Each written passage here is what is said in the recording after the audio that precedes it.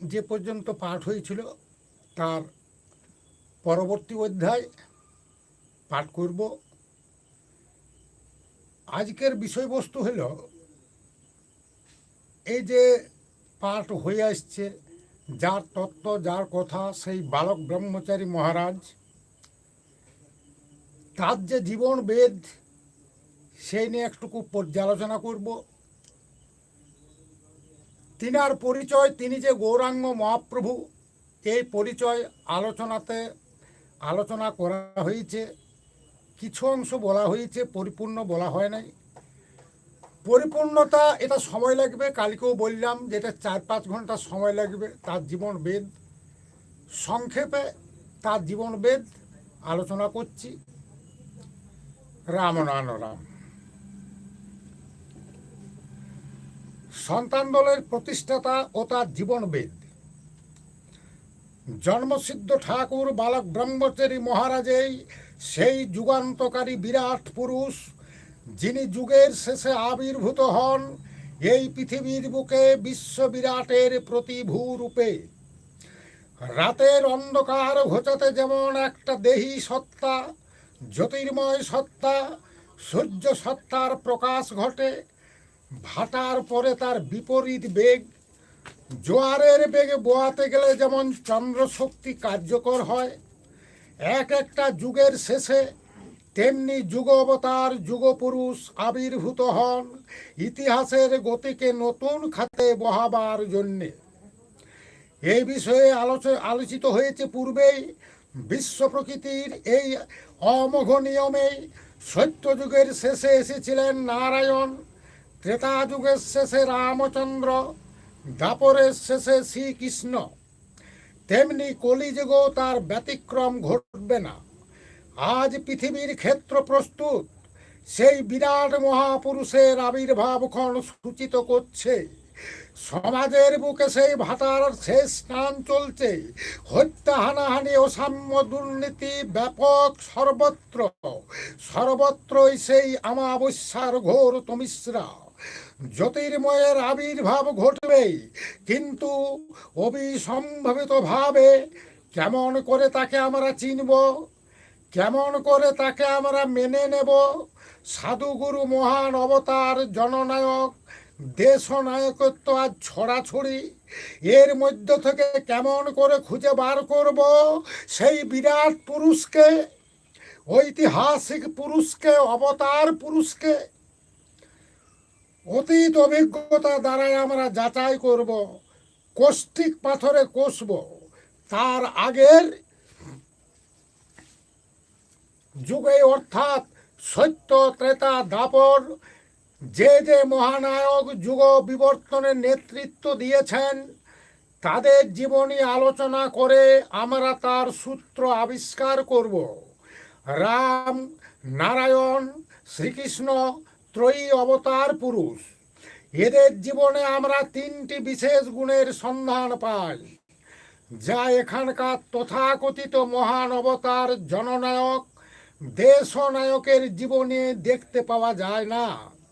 সেই 3টি গুণ হলো, 1 নাম্বার, এরা জন্ম থেকে সিদ্ধ অবস্থা, পূর্ণ অবস্থা নিয়ে আসেন। পূর্ণ আধ্যাত্মিক ও ভৌতিক শক্তির অধিকারী হয়েই ইনারা আবির্ভূত হন। তাই ইনাদের বলা হয় পূর্ণ ব্রহ্ম। ইনাদের গুরু করার দরকার হয় না, সাধন ভজনের প্রয়োজন হয় না। নিজেই নিজের গুরু, নিজেই নিজের ইষ্ট। শৈশব থেকেই এদের মধ্যে শক্তি বিভূতির স্বতঃস্ফুট প্রকাশ বিকাশ ঘটে। এখানকার নিয়ম মাফিক সাধন ভজন করে সিদ্ধি লাভ করে, শক্তি আয়ত্ত করে, তারপর শক্তি বিভূতির প্রকাশ ঘটাতে হয় না। আর স্বাভাবিক জ্ঞানের অবস্থা থেকেই এদের মুখ থেকে বিশ্বজনীন তত্ত্বের কথা, সার্বজনীন প্রেমের কথা উচ্চারিত হয়। 2 নাম্বার, এরা সর্ব সংস্কার মুক্ত অবস্থা নিয়েই জন্মগ্রহণ করেন। এরা উচ্চ নীচ, ধনী দরিদ্র, ইনারা ভেদাভেদ করে না, শুদ্ধ ব্রাহ্মণ বাছ বিচার করেন না। সবার জন্য কোল দেন, সবাইকে নিয়ে এক সমাজ, এক বিশ্ব পরিবারের কথা চিন্তা করেন। আর জপ, ধ্যান, পূজা পার্বণ, আচার অনুষ্ঠানের কোনো বিধিনিষেধ ইনারা দেন না। কর্মযজ্ঞের মধ্যে দিয়ে, প্রেমের সহজতম পথ দিয়ে সকলকে মুক্তির পথ দেখান। 3 নাম্বার, ইনারা সব নীতির চূড়ান্ত চর্চা করেন। রাজনীতির চূড়ান্ত চর্চা করেন, ধর্মনীতির চূড়ান্ত চর্চা করেন, সমাজনীতির চূড়ান্ত চর্চা করেন। রাজনীতির চূড়ান্ত লঙ্কা কাণ্ড, কুরুক্ষেত্র কাণ্ড ঘটিয়েছেন, লক্ষ লক্ষ প্রাণ নিশ্চিহ্ন করে দিয়েছেন বেদের ন্যায় নীতি প্রতিষ্ঠার জন্য।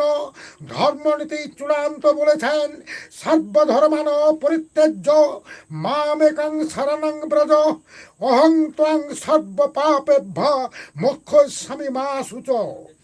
অর্থাৎ পূজা পার্বণ, জপ তপার অনুষ্ঠান কোনো কিছুর এই প্রয়োজন নেই।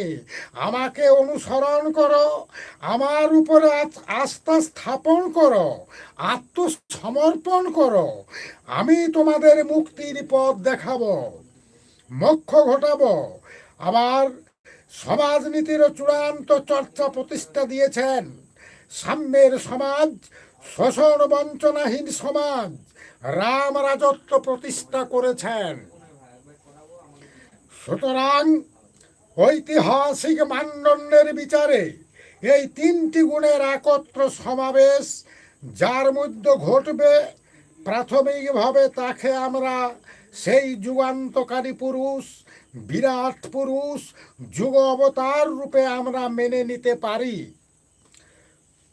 বর্তমান পৃথিবীর সাধু গুরু, মহান অবতার, দেশনায়ক, জননায়ক সবার জীবনী আলোচনা করলে দেখা যাবে কারো মধ্যে এই 3টি গুণের সমন্বয় ঘটেনি। জন্ম থেকে সিদ্ধ অবস্থা, পূর্ণ অবস্থা, পূর্ণ শক্তির অধিকারী হয়েই কেউ আসেননি। জন্ম থেকেই শক্তি বিভূতির স্বতঃস্ফুট প্রকাশ বিকাশ কারো মধ্যে ঘটেনি। শৈশব কাল থেকে বিশ্বজনীন তত্ত্বের কথা, বিশ্ব প্রেমের কথা কেউ বলেননি। বরং দেখা যাবে 20, 25, 50 বছর সাধারণ সংসার জীবন যাপন করেছেন। কোনো কারণে বৈরাগ্য এসেছে, সংসার ত্যাগ করেছেন, গুরুকরণ করেছেন, দীক্ষা নিয়েছেন, সাধন ভোজন করেছেন, সিদ্ধি লাভ করেছেন, শক্তি বিভূতি আয়ত্ত করেছেন। সেই শক্তি বিভূতি প্রকাশ ঘটিয়ে দল বা সম্প্রদায় গড়েছেন, প্রতিষ্ঠা পেয়েছেন। সেই দল সম্প্রদায়ের গণ্ডি পেরিয়ে তাদের চিন্তা, তাদের কর্ম বিশ্বজনীনতায় উন্নীত হতে পারেনি। সকলকে নিয়ে এক বিশ্ব পরিবার, এক বিশ্বপ্রেমের ভাবনা তাদের মধ্যে জাগেনি। সর্বসংস্কার মুক্ত বালক ব্রহ্মচারী মহারাজ, এই যে অবস্থা, এই অবস্থা তাদের মধ্যে দেখা যায় না। খণ্ড মতবাদ, খণ্ড তত্ত্বকে আঁকড়িয়ে ধরেই তারা আচরণ করে চলেছেন সবাই। তাই রাজনীতির দলগুলো ভিন্ন ভিন্ন মত ও পথ নিয়ে নিজেদের মধ্যে কোন্দলে ব্যস্ত। সব মতের সমন্বয় ঘটিয়ে এক সর্বজনগ্রাহ্য বিশ্ব মতবাদ প্রতিষ্ঠা করতে পারছেন না তারা। ধর্মীয় নেতারা পরস্পর ভিন্ন ভিন্ন